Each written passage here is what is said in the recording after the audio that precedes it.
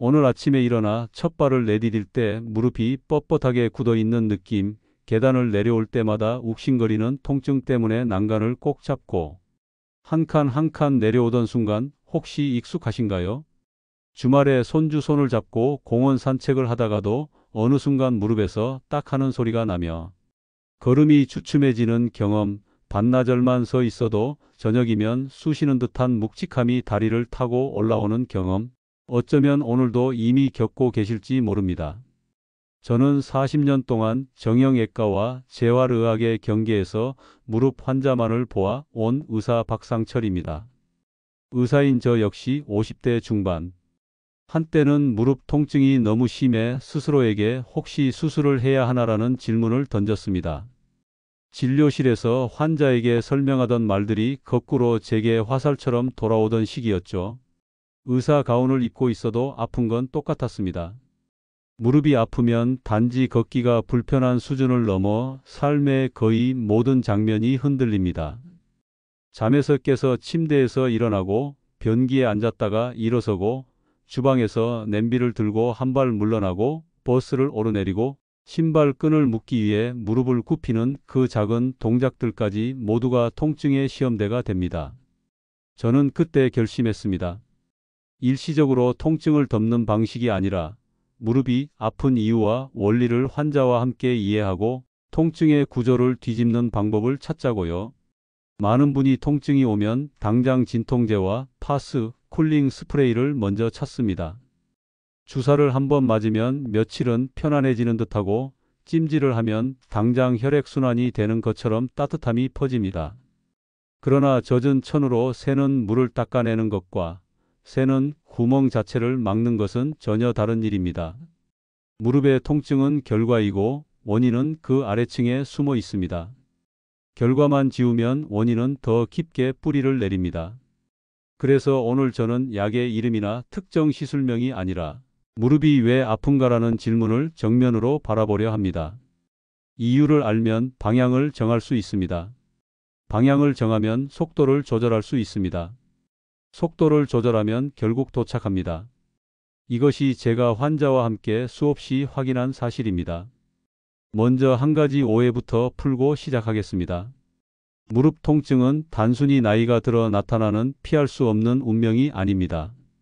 나이는 하나의 요인일 뿐, 통증을 키우는 건 우리의 사용 습관과 근육 상태, 관절 정렬, 체중과 보행, 과거 부상, 이력, 염증을 부추기는 생활 환경이 서로 얽힌 복합의 결과입니다.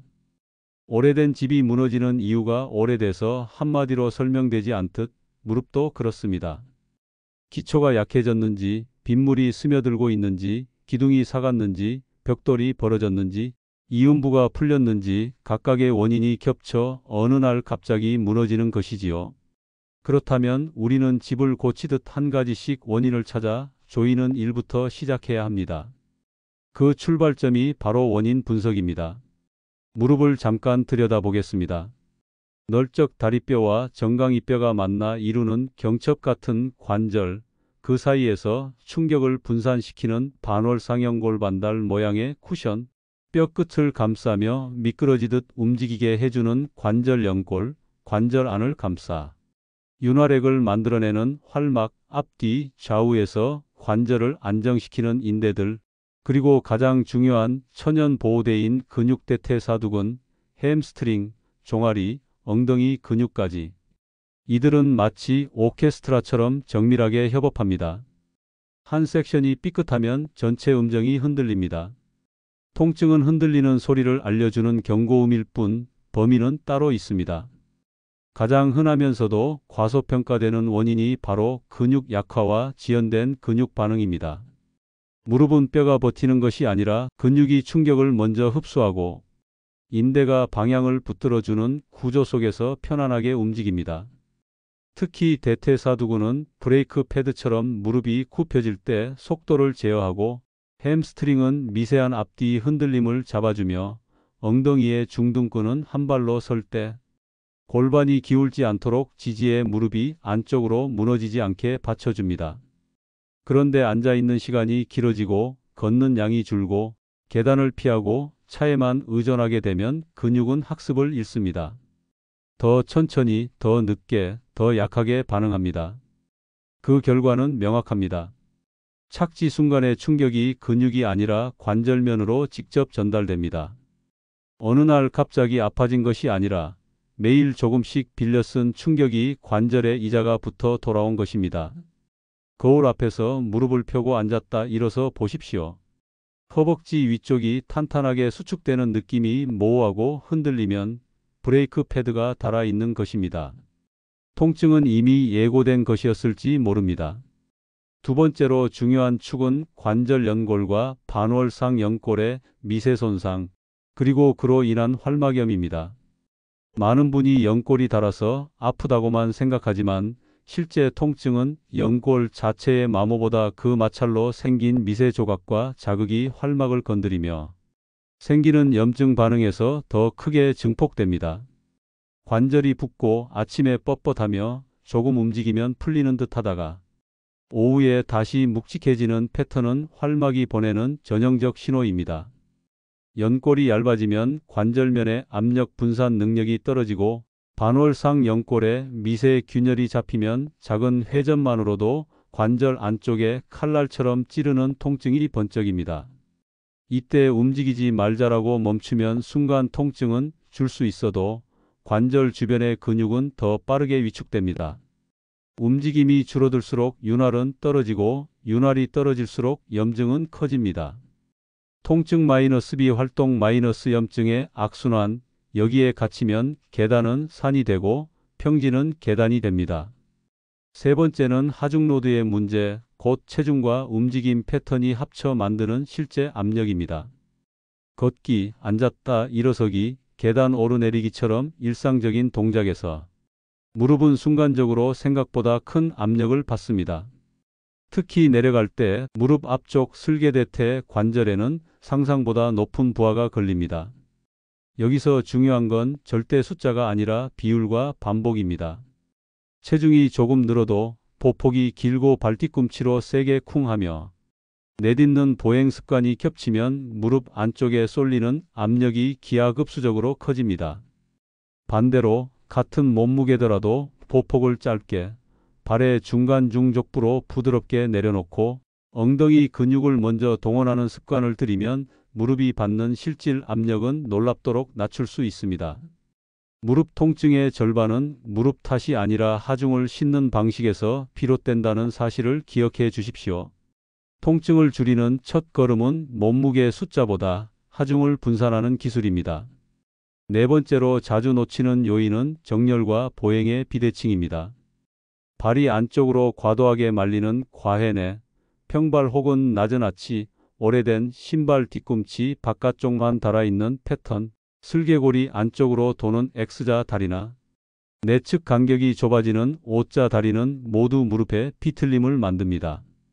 특히 중둔근이 약해 골반이 한쪽으로 떨어지는 보행은 무릎을 안쪽으로 무너뜨려 관절 안쪽 연골에 편향된 마모를 촉진시킵니다. 체형은 정적 사진이 아니라 움직일 때 드러나는 습관의 결과입니다. 거울 앞에서 한 발로 10초 서 보십시오. 골반이 반대쪽으로 툭 떨어지면 무릎 통증의 절반은 이미 설명되었습니다. 무릎을 고치려면 엉덩이부터 다시 가르쳐야 합니다. 다섯 번째는 가동성 결핍과 유연성의 불균형입니다. 발목의 발등 굽힘이 제한되면 무릎은 그 부족분을 보상하느라 과도하게 앞으로 밀려나가고 햄스트링과 종아리 근육이 짧아져 뒤에서 무릎을 잡아당깁니다. 반대로 장요근이 타이트하면 골반이 앞으로 기울고 허리가 과신전되며 보행 시 뒷다리의 추진이 엉덩이 대신 허벅지 앞쪽에 과부하를 겁니다. 결과적으로 무릎 앞쪽에 타는 듯한 통증이 생기죠. 유연성은 느리기의 문제가 아니라 균형의 문제입니다. 한쪽만 끊임없이 느리면 오히려 불안정해집니다. 느려야 할 곳과 안정화해야 할 곳을 구분하는 눈, 그 눈이 회복의 속도를 바꿉니다. 여섯 번째는 중추 감작, 즉 통증 민감화입니다. 통증이 오래 지속되면 손가락의 작은 접촉도 크게 느껴지는 것처럼 신경계가 과민해집니다. 통증의 크기가 손상 정도만을 반영하지 않게 되는 것이죠. 이때 내 무릎은 끝났다라는 낙인 사고가 겹치면 통증 회로는 더 쉽게 켜집니다. 수면의 질이 떨어지고 스트레스가 쌓이며 움직임은 더 줄어듭니다. 통증 마이너스 불안 마이너스 해피의 고리는 실제 관절 상태와 무관하게 통증을 키웁니다. 그래서 저는 환자에게 늘 말합니다. 아프지 않은 범위에서 자주 가볍게 다양하게. 통증 회로를 끄는 가장 좋은 리모컨은 안전한 성공 경험의 반복입니다. 무릎은 기억합니다. 덜 아팠던 움직임의 경로를, 덜 두려웠던 범위를, 덜 힘들었던 호흡의 리듬을. 7번째는 생활 환경이 만드는 미세 염증의 촉입니다. 장시간의 좌식, 동일 자세로 컴퓨터 앞에 고정, 냉온에 대한 과민, 과도한 단순 탄수화물과 가공지방 섭취, 수분 섭취 부족 등은 모두 몸 안의 염증 신호를 배경음처럼 높입니다. 배경음이 커지면 작은 소리도 크게 들립니다. 같은 계단을 내려가도 같은 무게를 들어도 더 아픈 이유입니다. 염증은 불꽃이 아니라 잔불입니다. 꺼진 것 같아도 바람이 불면 다시 살아납니다. 잔불을 낮추는 생활 설계, 수면, 호흡, 스트레스 완화, 항염 식단이 운동보다 먼저여야 하는 경우도 있습니다. 바닥이 젖어 있으면 아무리 좋은 신발을 신어도 미끄럽듯이요. 8번째는 문화적 습관입니다. 쪼그려 앉기, 무릎 꿇기, 좌식 생활, 낮은 테이블에서의 반복적 일어섬. 이런 자세 자체를 악으로 몰 필요는 없습니다. 다만 빈도와 지속시간, 준비 없는 급격한 움직임이 문제입니다. 20년 동안 고정된 습관을 단번에 끊으려 하기보다 동일 기능을 다른 방식으로 수행하는 대체 루틴을 설계해야 합니다.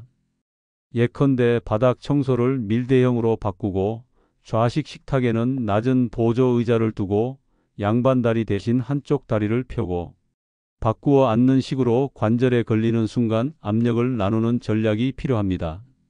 습관은 근육과 관절의 언어입니다. 우리가 하는 말과 같은 빈도로 무릎은 그 말에 반응합니다.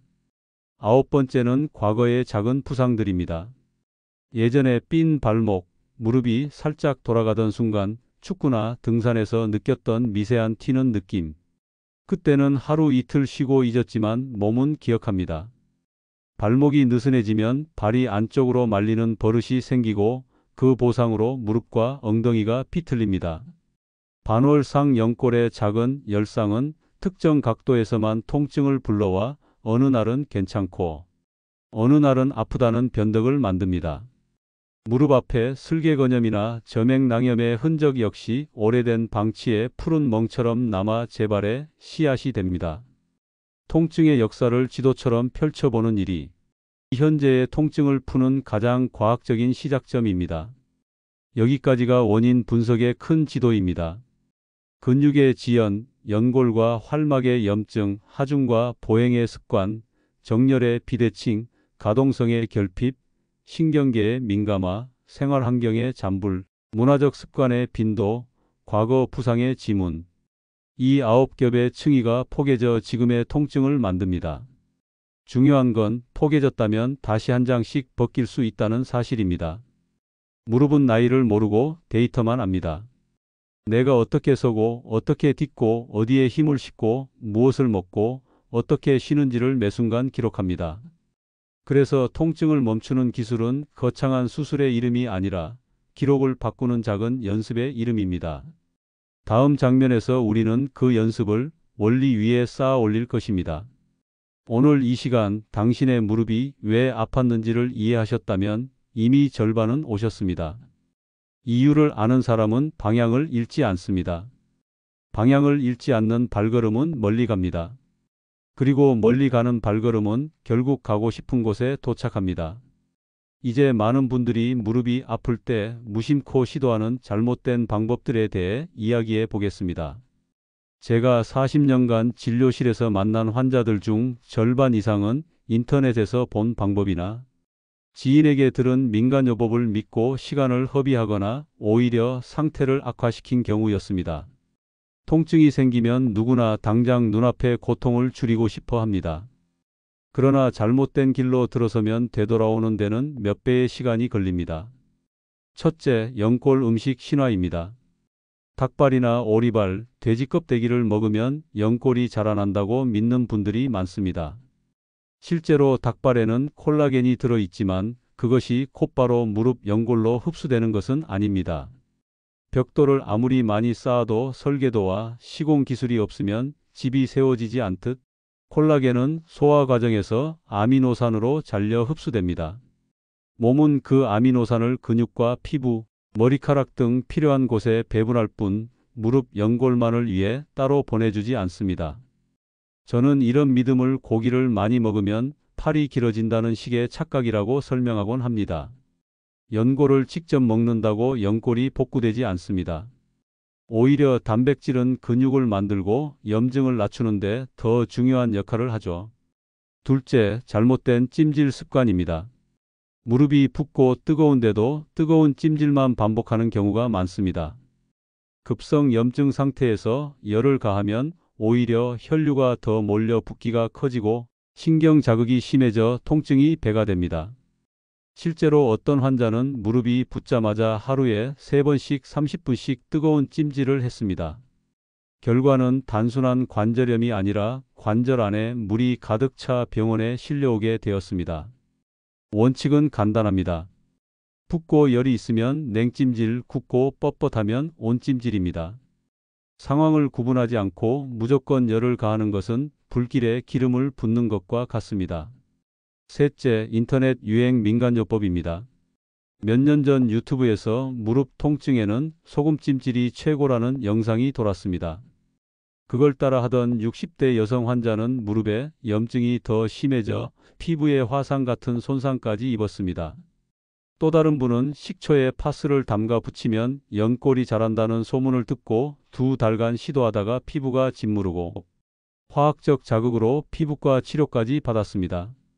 제가 늘 말하는 건 이것입니다. 효과가 있었다는 개인 경험담은 과학적 근거가 아니다. 한 사람에게 우연히 좋아졌다고 해서 수천 명에게 통하는 방법은 절대 아닙니다. 넷째, 과도한 안정을 강조하는 생활입니다. 무릎이 아프다고 해서 무조건 움직이지 않고 누워 있으면 단기적으로는 덜 아플 수 있습니다.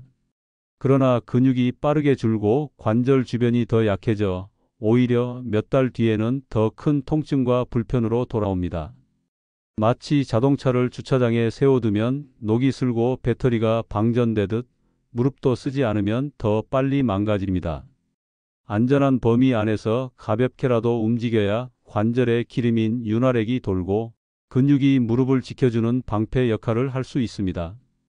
이제 저는 여러분께 진료실에서 수없이 확인한 황금 비율 관리법을 알려드리겠습니다. 저는 이 방법을 무릎의 작은 투자, 그러나 가장 확실한 이자라고 부릅니다. 준비물은 단순합니다. 1-2kg짜리 작은 아령이나 물병, 요가 매트, 그리고 탄력 밴드 하나면 충분합니다. 첫 단계는 의자에 앉았다 일어서기 체어 스쿼트입니다. 의자에 앉았다 일어나기를 10회, 3세트 반복하세요. 이 동작은 허벅지 앞쪽 근육을 직접 강화합니다. 중요한 건 무릎을 앞으로 밀지 않고 엉덩이를 뒤로 빼듯이 앉는 것입니다.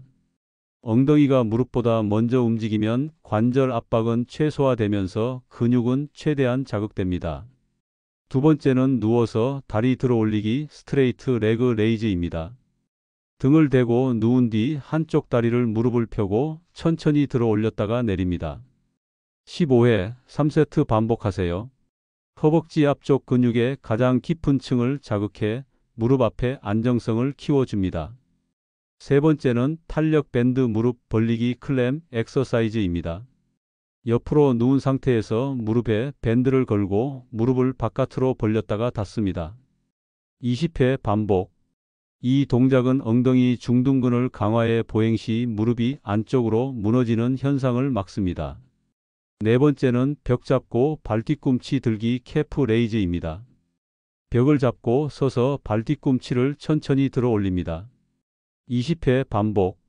종아리 근육은 충격 흡수와 혈액순환을 돕기 때문에 무릎 건강이 숨은 조력자입니다. 이 네 가지를 주 3회 이상 꾸준히만 해도 무릎에 걸리는 하중은 절반 이하로 줄어듭니다. 중요한 건 속도입니다. 빨리 하면 근육이 아니라 관절에 충격이 가고 천천히 하면 근육이 충분히 일합니다. 무릎 운동은 속도가 아니라 느린 호흡의 리듬이 치료제입니다. 영양 관리도 무릎 건강에서 빠질 수 없습니다. 단백질, 오메가3, 비타민 D, 항산화 성분은 4개의 기둥입니다. 단백질은 근육의 원료이므로 체중 킬로그램당 1.2g 정도를 섭취해야 합니다. 오메가3는 염증을 줄이는 소방수 역할을 합니다.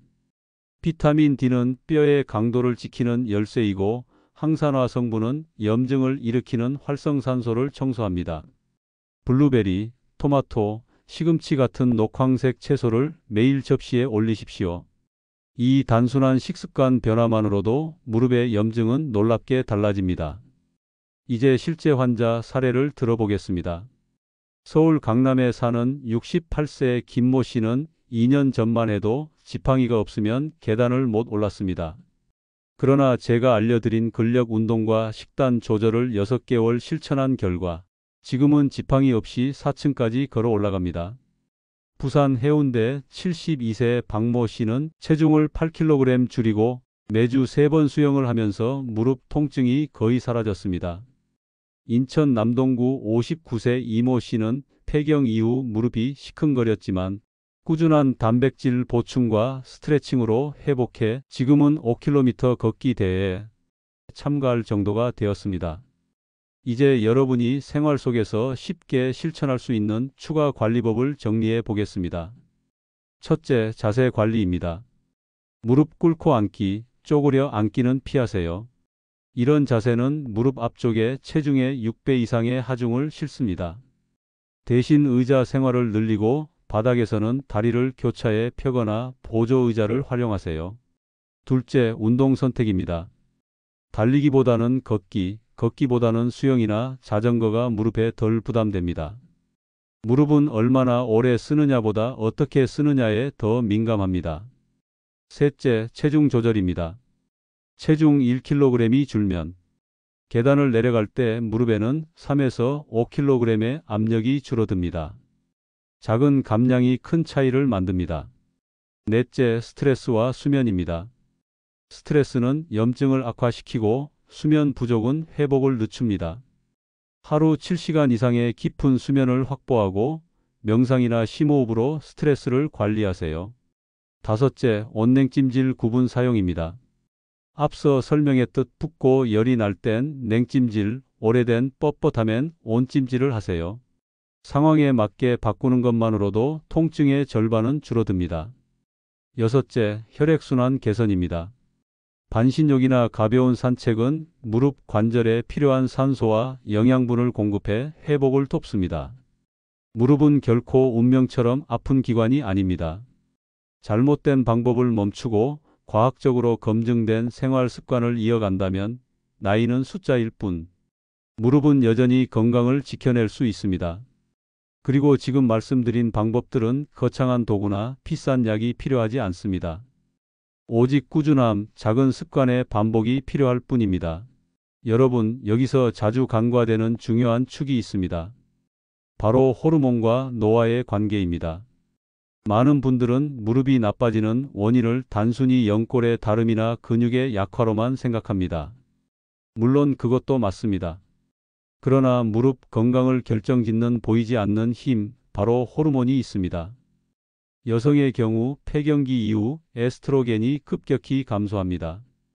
에스트로겐은 단순히 여성성을 상징하는 호르몬이 아닙니다. 관절과 뼈, 근육, 인대를 지켜주는 보호막 역할을 합니다. 마치 공장의 관리자가 생산량을 적절히 조절하듯 에스트로겐은 뼈의 흡수와 재생을 균형 있게 유지시킵니다. 그러나 폐경이 오면서 이 관리자가 자리를 비우면 뼈와 연골의 손상이 급속도로 빨라지고 관절을 보호하던 힘이 약해집니다. 환자분들 중 많은 여성분들이 50대까지는 괜찮았는데 60대 들어서 갑자기 무릎이 아프다고 말하는 이유가 바로 여기에 있습니다. 실제로 인천에 사는 72세 최순자 할머니는 폐경 이후 무릎 통증이 폭발적으로 심해졌습니다. 그전까지는 큰 문제 없이 생활했는데 1년 사이에 계단을 오르내리는 것이 힘들어졌습니다. 진료실에서 호르몬 검사를 권해드렸더니 에스트로겐 수치가 매우 낮았습니다.